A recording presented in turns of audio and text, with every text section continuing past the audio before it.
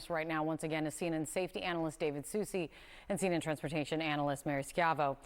David, with the word from the police commissioner on the ground that they believe that there are no survivors, we heard from Zaka Jacob, the managing editor of the news there, saying that they've also heard that 30 people that were on the ground were rushed to hospitals in various states of grave injury.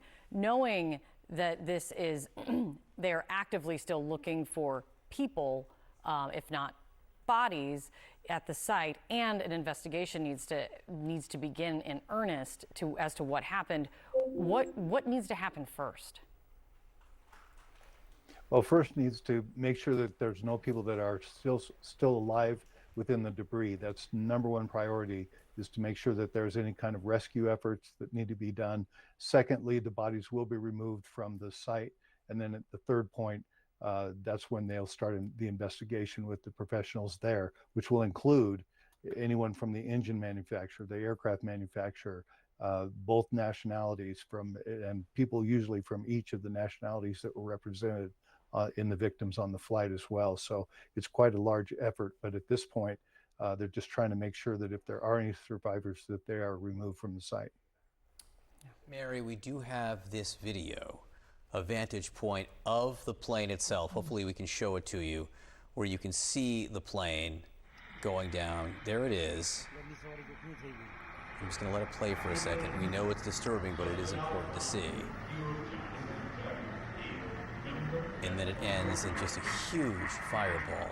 So Mary, as we see that video, before the crash, there's no smoke coming from the plane. I can't see any damage on the aircraft itself. What do you see there? What jumps out to you? What jumps out to me is, first of all, for a takeoff sequence, the plane isn't configured properly. You have something called an angle of attack, and for takeoff, your nose is pointed several degrees above the horizon at the sky. And until the final second before the crash, this plane almost seems to have the nose at a level or just only a slightly up position.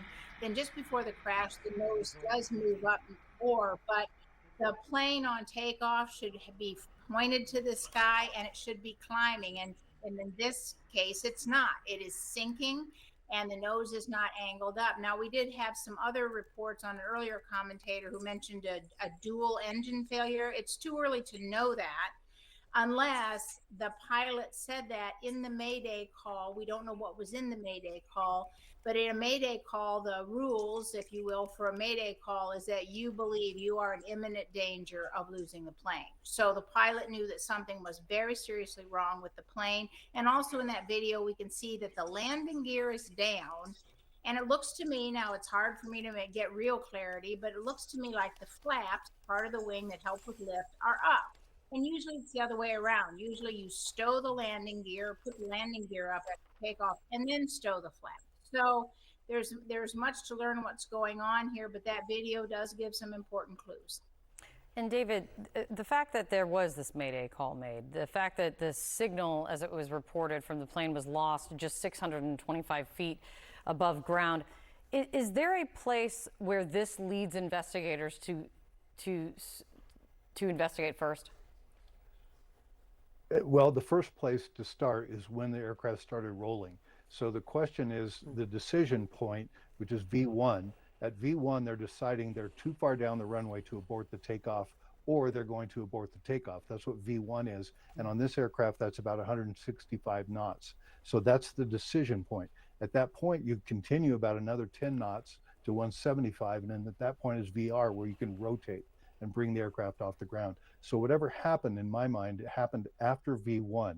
They achieved the 165 knots, they started to roll, and then they decided at that point, it's too late to stop, hit the brakes and make this stop. So we're gonna go ahead and get off the ground.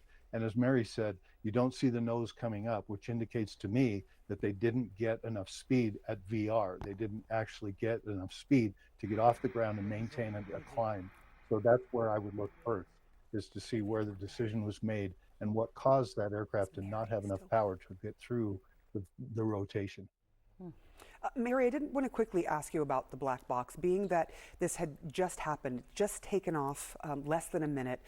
The plane obviously exploding, lots of fuel on board, hitting buildings as well. I mean, what shape is the black box in at this point when you look at what happened there? Well, I'll tell you what shape the black box is supposed to be in, and that is it is supposed to survive. It is built, it is intended, the way it is housed and protected, it is supposed to survive, terrible infernos. Now, I worked on the 9/11, September 11, 2001 plane crashes, and for example, the black boxes in the World Trade Center did not survive, nor did the Pentagon. The flames were just too hot, but those were much older black boxes. This is the newest of the new. There will be thousands of data points on there, and it is supposed to survive. And if I had to predict, I think they will find it and that it will survive, because that's what it's intended to do. Mary, thank you so much. David, thank you as well. We're going to continue much more on this breaking news and our breaking news coverage ahead.